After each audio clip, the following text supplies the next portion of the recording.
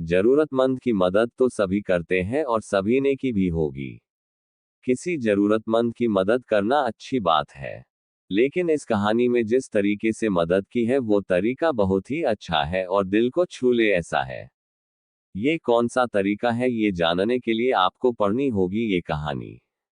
एक लड़का पैदल किसी रास्ते से जा रहा था। उस लड़के ने देखा कि सामने वाले बिजली के खंभे पर कागज की पर्ची चिपकी पड़ी है और उस पर्ची में कुछ लिखा हुआ है। वो लड़का थोड़ा नजदीक जाकर पर्ची में क्या लिखा है वो देखने लगा। उस कागज की पर्ची में लिखा था, कल इस रास्ते से गुजरते वक्त मेरे 100 रुपए कहीं गिर गए थे। मैंने ढूंढने की बहुत कोशिश की लेकिन मुझे वो नहीं मिले। कृपया इस रास्ते पर कहीं भी किसी को भी मेरे 100 रुपए मिले तो इस पत्ते पर पहुंचा देना। पर्ची में उसका एड्रेस भी लिखा हुआ था। लड़के को ये पर्ची पढ़कर उस एड्रेस पे जाने का मन करने लगा। वो लड़का उस एड्रेस पे जाने के लिए आगे बढ़ने लगा। उस एड्रेस पे जाकर लड़के ने देखा कि वहां पर एक झोपड़ी है। लड़के ने बाहर से आवाज लगाई तो उस झोपड़ी में से एक वृद्ध औरत लाठी के सहारे बाहर आने लगी। लड़के को पता चल गया कि को वृद्ध औरत सिर्फ अकेली ही इस झोपड़ी में रहती है। वो लड़के ने उस वृद्ध औरत से कहा कि माँ जी आपके 100 रुपए जो गिर गए थे वो मुझे मिले हैं।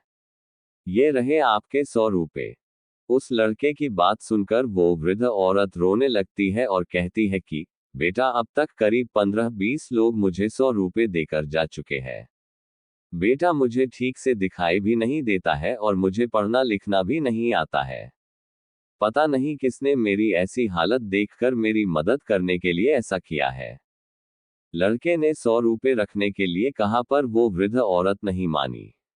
लड़के के बहुत आग्रह करने के बाद आखिर में वो वृद्ध औरत मान जाती है लेकिन वो उस लड़के से कहती है कि तुम जाते वक्त वो पर्ची वहां से फाड़कर फेंक देना। मुझे पता नहीं कि किसने मेरे पे तरस खाकर ऐसा किया है। लड़के ने कहा माँ जी आप इस बात की फिक्र मत करना मैं वो पर्ची फाड़ दूंगा। अब वो लड़का उस वृद्ध औरत के घर से निकल जाता है।